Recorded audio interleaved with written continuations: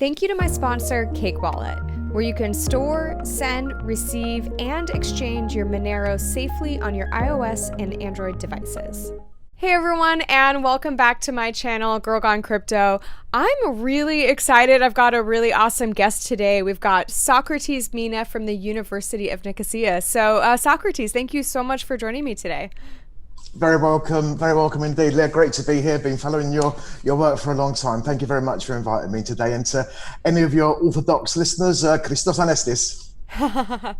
So I'm really excited to have you on because I feel like blockchain education at the university level is a really big topic in the space, and you guys are really the pioneers within that. You started the very first master's degree in digital currency all the way back in 2014. So maybe just tell us a little bit about how the program came about. Okay, sure. So here at the University of Nicosia, we are the largest university in Cyprus, and we're the largest university in Southern Europe. And within the university, we have a separate department called the Institute for the Future, the IFF. And what the IFF is fundamentally a research center. And we look at two core areas, and that's blockchain and forecasting algorithms. But for today's purposes, we're speaking about the blockchain side of our area. So Andreas Antonopoulos, our CEO, Professor George Uglis, these were some of the founders of the course. Our CEO is an ex-New York financier, comes from a very heavy software development background. Professor George Uglis has written 10 books, over 150 articles. He's been involved in this space since 2012. He's a huge, big believer and one of the main drivers in tokenization, smart contracts, and things like this. Then there was a point at some point where our CEO sent some Bitcoin to our CFO. He was in the States, he was in Cyprus, and when they saw that magic happen, the transfer of value without the need of a third party, they were completely blown away. And they looked at it and they thought, wow, this is going to change industry. This is going to change the way we work. It's going to have a change on how supply chains work. And they thought, come together and put together the world's first master's degree. So yes, you're quite right. We were the first in the world. We might not be the biggest university in the world. We cannot compete with the likes of, the big guys, Cambridge, MIT, Harvard, all these guys. But we're very proud to say that we're the first. And I think sometimes it's better to be the first rather than the largest. So the MS has been going since 2014. Our next intake is coming up in June. It's really a truly amazing course, Leah, and I'm happy to talk in more detail about the course if you want me to as well. Yeah, definitely. That's something that I'm curious to hear more about, exactly what different programs and certifications you guys offer. Yeah, absolutely. So as well as the MSc, we have the world's first free massive online course, MOOC. And we were the first university in the world to actually offer a free blockchain related MOOC in this area.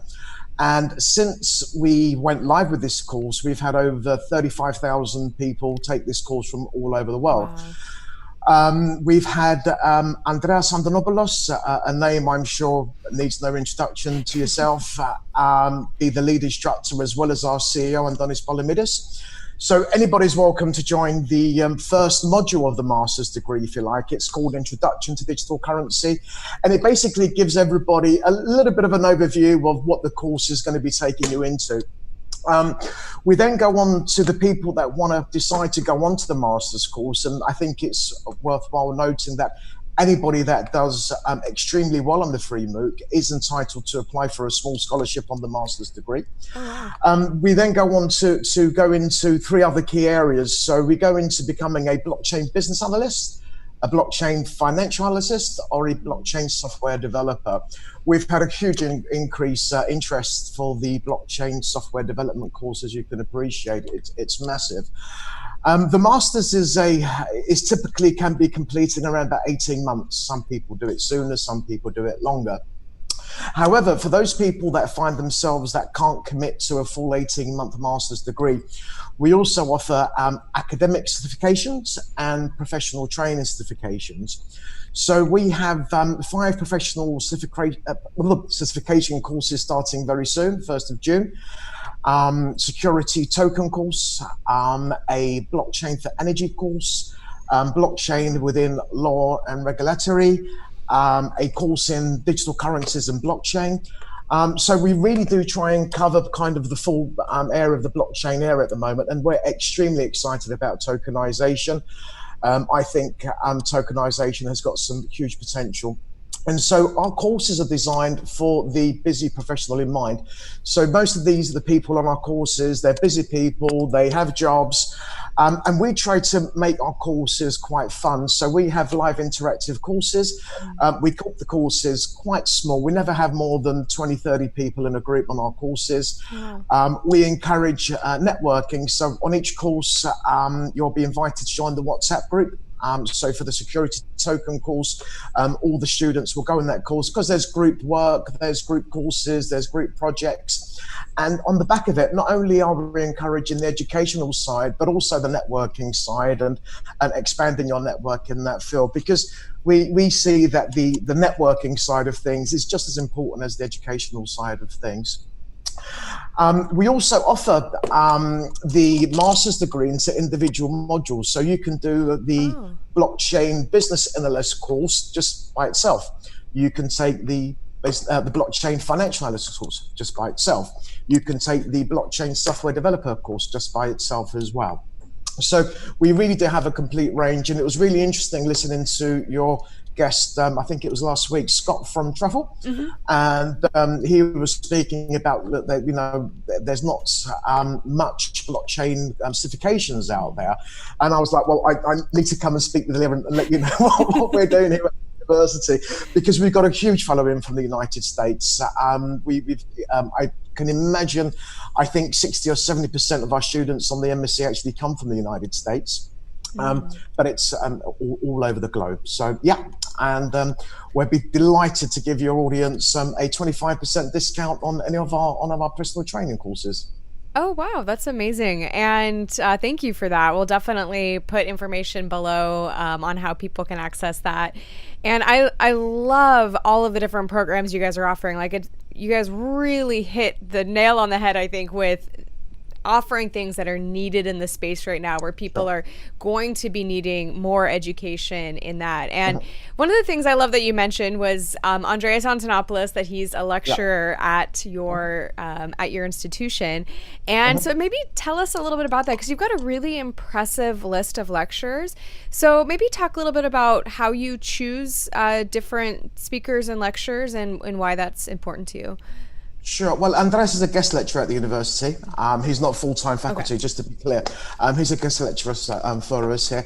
And yeah, well, look, there's a lot of noise in this space, in this education space, and we try to position ourselves to be a leader in this area. And if you want to be a leader, you really need to have some, you know, really big names taking the courses. For example, on the law course, we have Jeff Bauman, and Jeff Bauman is an absolute legend in his field. We have Dr. Stefan Losch, who's taken our tokenization course, who's advising governments.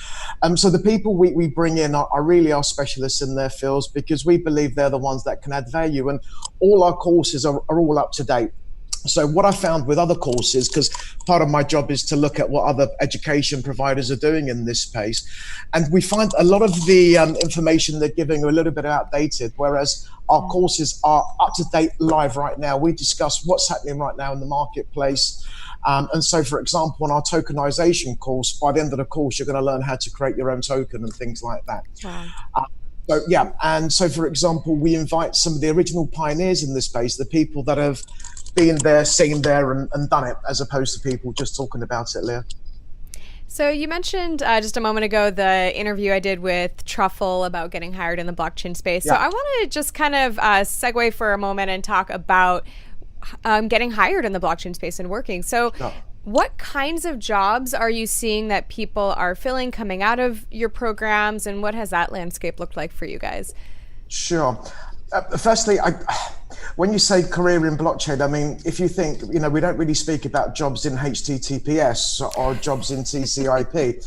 I think what we're going to be seeing is, so look, there's one thing here. When we look at the cars, for example, we don't really talk about the transmission or the the horsepower and things like this.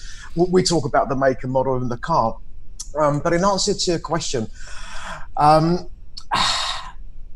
what people need to do is recruitment is fundamentally two things. Okay, that's the way I see it. It's attractment and assessment. And if you are a person looking to work in this space, you need to make yourself more attractive. For example, I mean, if you could speak Japanese, German, Spanish, you're going to be very attractive. The same way, if you have other programming languages under your belt, you're going to be extremely more attractive. I think getting yourself a quality accreditation will help you stand out from the rest of the people looking for work. I mean, I'm in constant contact with organizations like Hyperledger, R3, some of our sponsors, and they're continuously asking us for our students. What we see, however, is a lot of our students actually doing their own thing. So, for example, I think that the most successful, one of our most successful students, Tay, he went off to do a digital identity platform. He was a refugee from Syria. He had nothing. He was a refugee, and he's now known as the Invisible Man. One of our graduates, if you get a chance, Google the Invisible Man, Tay. He's doing amazing things. And yeah, we've got people doing some great things in the healthcare industry, how to apply blockchain in healthcare, digital identity again. But again, we see a lot of graduates doing a lot of consultancy work. So they're going into organizations and being able to say to them, look, a blockchain is potentially beneficial for your organization, but actually to be able to take a step beyond that and do a return on investment campaign for them and look at the cost, what they could bring back. So yeah, I mean, the average age, I suspect on our master's degree is anything from mid-30s all the way to mid-50s, 60s. We have people from all walks of life attend the master's degree and again come on our professional training courses. So we're seeing a lot of lawyers taking an interest in our token course as well at the moment. So yeah, it really is a wide range of people here. So you have a lot of experience when it comes to, what we were just talking about with working in the industry, not only obviously through the university, but you also were a tech recruiter for 20 years. And so for the people that are kind of looking at this space and saying, hey, I think I want to get involved, I think I might be interested in working actually, what kind of tips would you have for those people? Invest in your education, for sure. Find out exactly what it is, what you want to do in the space. Are you a salesman? Do you want to go on and becoming, selling blockchain as a service? Do you want to work as a marketeer? Do you want to become a developer? I think it's really important for the individual really to see what it is, how they can add value in their current workplace and say, look, how can this technology help my workplace? Or I've had enough of my current employer. I don't want to work here. I want to, go and work in the blockchain space. So, yeah, get yourselves, qualified, educated, invest in your education. If you want to get involved in cryptocurrency, learn how to take custody of your assets. Make sure you know how to keep yourself secure. It's a dangerous online world out there. So, if you want to work in this space, if you want to give advice, make sure that you're qualified to give the advice in the first instance. And if you want to get hired in this place, make sure you network with people that you admire and who people that you respect. And, have a look at what companies are doing, have a look at their needs, see what it is they're looking for. Is this particular company looking for a particular programming language? Are they looking for people with Python skills, for example? And I think it really does depend on the individual. But apart from the obvious going on LinkedIn and looking for things like that, I really would recommend that people do get in contact with recruiters, executive search consultants. And I'd also recommend companies as well, looking for this kind of talent is not to rely just purely on advertising and, waiting for job adverts to go, be proactive, go out to people, don't just wait for job adverts. Looking for a job is a full-time job in itself. And as somebody who comes from a 20-year recruitment background, I think the best information I can give to anybody looking for work is research. Research your target, before you approach them, don't just send, oh, hi, how are you? Let them know that you've taken a bit of time to research them, add value to them. I think the worst thing you can do is to connect with somebody on LinkedIn and just pound on them straight away and shoot for the kill straight away. Build a bit of rapport. Let them, post quality content, join groups. I was going to say going to networking events, but that seems to be on the hold at the moment, unfortunately. I mean, I love going to events, and I think events are probably one of the best ways to get hired in this space because, as you know, we have an event called Decentralized, and the hiring we've seen on the back of our events have been, absolutely fantastic. It really has. So, yeah, get out there, network, make sure your profile's looking good. Invest in some qualifications, either with the University of Nicosia. If anybody of your audience wants to talk to me directly, I'd be gladly to share my details. You can find me on LinkedIn. You can find me on Twitter under Unique Socks. So yeah, I'll be delighted to speak to anybody. I'm happy to help anybody who wants to consider a career in blockchain. Wow, that was such a packed answer. I hope that people were taking notes or rewind and watch that all again. There's so many great tips in there. So you just mentioned the event that you guys run, which I wanted to ask you about as well, Decentralized. Tell us a little bit more about that conference. Okay, sure. So Decentralized started in 2017, and in fact, I attended Decentralized 2017 as a participant. Before that, I just actually set up my own consulting firm, my recruitment consulting company, and previous to that, I worked in mobile telecoms, and I was looking for the next big thing, and it became very apparent to me that blockchain is going to be the next big thing. Fortunate for me, my colleague Nick Asimenos, who's the manager of the department, we worked together with Anthony Robbins about 15 years ago, promoting his Awaken the Giant Within course, and so we got together, and he's the one who told me about Bitcoin and invited me to the event. And I kind of disregarded Bitcoin. I thought it was a scam. I couldn't see the banks agreeing to it.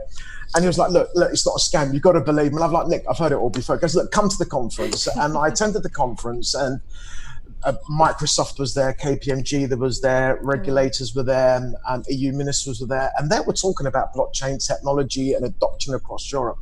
And I was like, ding, ding, ding, this is going to be amazing. So the gathering, it was supposed to be a gathering of our academics, our followers. We probably had 400 or 500 people at the first event.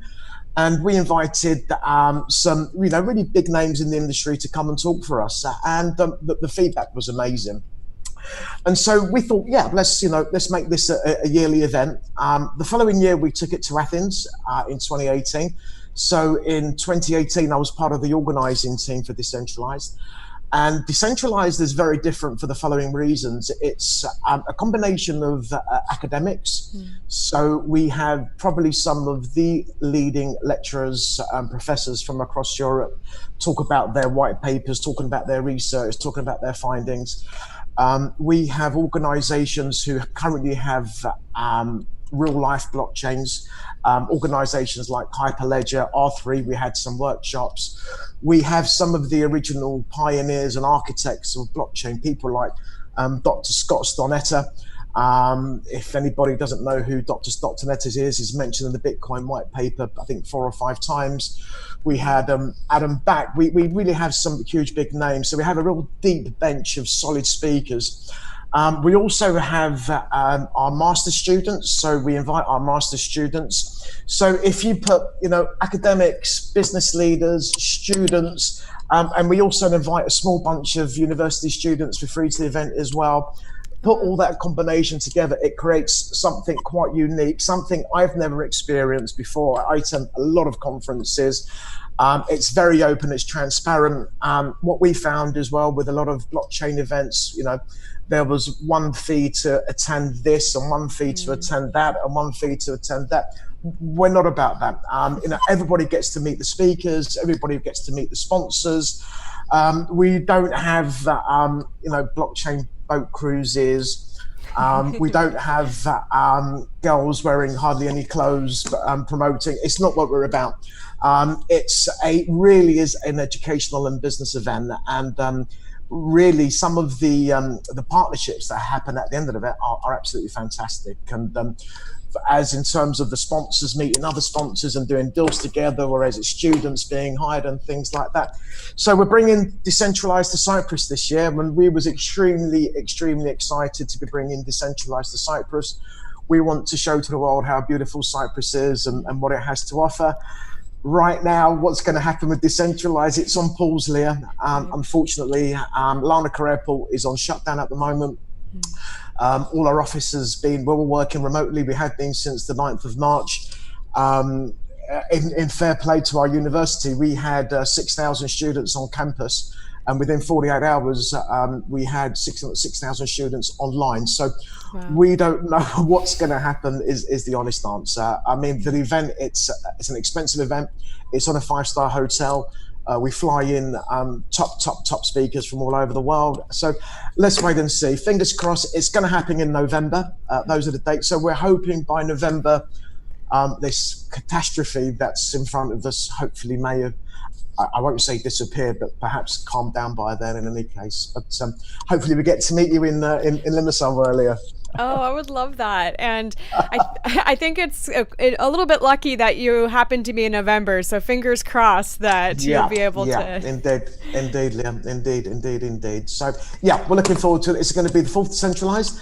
Last year we had over 1,000 people. We had 120 speakers like that, something like that. So yeah, I can't give you exact numbers for this year because we've just put all the plans on hold for now, which is a little bit frustrating. Now, one thing I wanted to touch on is just how global the audience is for this program. And so you mentioned that you have a lot of people from the U.S. I've also noticed that you're working with my friend Catalina, Tech with Catalina, who she's lecturing in Spanish. So tell us a little bit about the global reach of your programs. Sure. Well, look, I mean, I think the great thing about blockchain is if you get a job in it, you can be working remotely. And, now we're seeing it's a global workforce now. And I think the same is for education as well. So we have a few following in Latin America, in the States, of course, here in Europe. Southeast Asia, not as much, I must be honest, are following from Southeast Asia. I'm not too sure it's because they've got so much happening in that area. Right. I'm not too sure if it's too much of a big time difference. But yeah, the States, Central Europe, and a little bit of Southeast Asia. But yeah, that's pretty much our marketplaces right now. But anybody can join in from anywhere in the world, which is the great thing about this our courses. Well, Socrates, it has been so amazing to get to pick your brain and learn more about everything that you guys are doing at the university, but also just your tips for people finding work in the blockchain space. So where can people go to learn more about your programs? Sure. So if they just go to Google and type unique blockchain certificates, it will come up straight there. So unique, UNIC, blockchain, it will come up, or unique IFF, and you'll find us, or unique.ac.cy. Awesome. Well, thank you again, Socrates, so much. It's been awesome chatting with you. Thank you for having me, Leah. I really appreciate it. Thank you very much. Stay safe and hopefully get to meet you one day. Same to you.